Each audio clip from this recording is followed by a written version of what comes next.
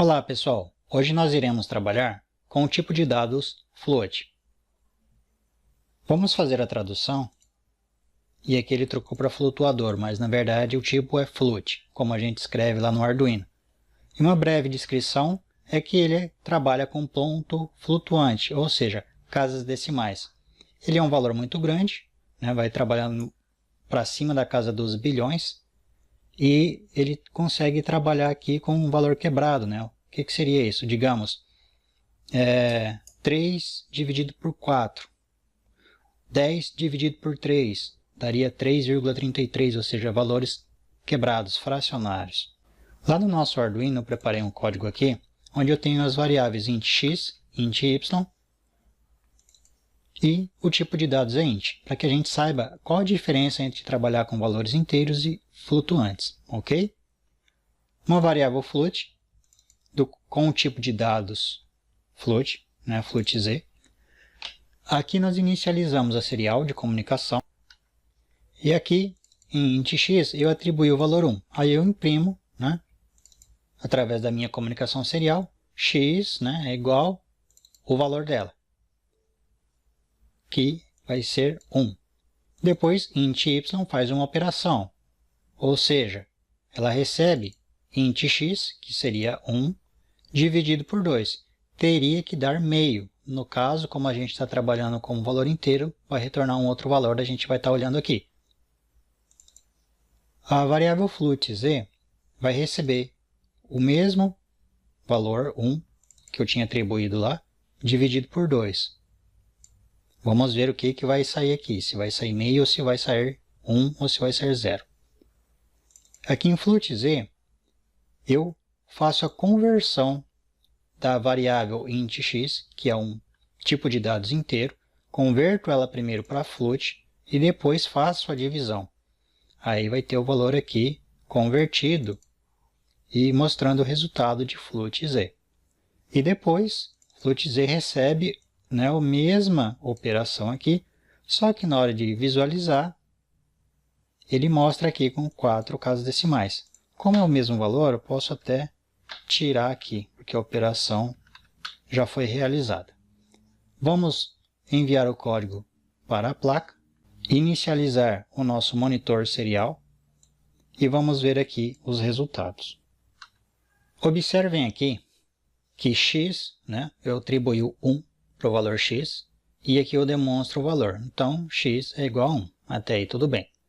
Mas olhem aqui, int y recebe int x, que é 1 dividido por 2.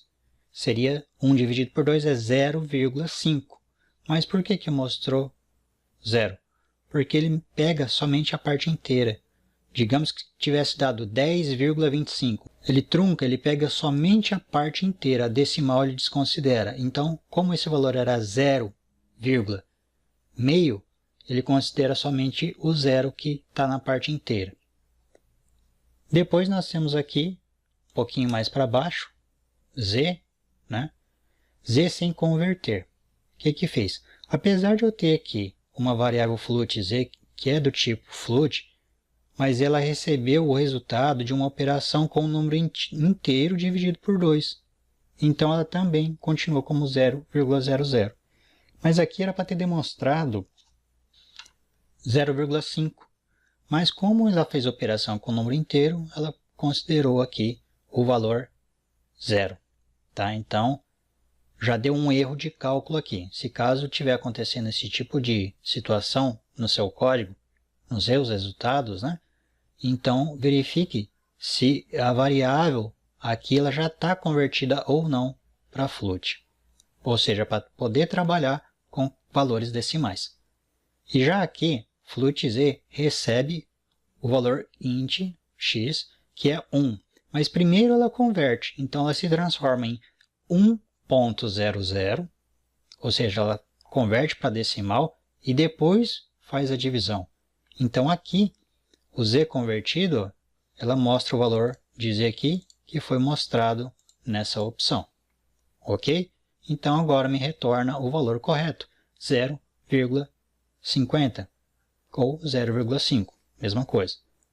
E aqui, se caso eu quiser mais de 2 decimais, ou seja, que eu converti ele para 4 casas. Aí a gente faz o esquema de conversão lá, mas daí é uma questão do monitor serial, né? Eu coloco aqui o valor da variável, vírgula, o número da quantidade de casas que eu quero que apareça ali para mim, tá? O valor doble, se eu for considerar ali, é a mesma coisa, tá? Então, se eu utilizar float ou utilizar double, é a mesma coisa. O Arduino tem os dois, devido à quantidade de dados que existe em outras linguagens de programação.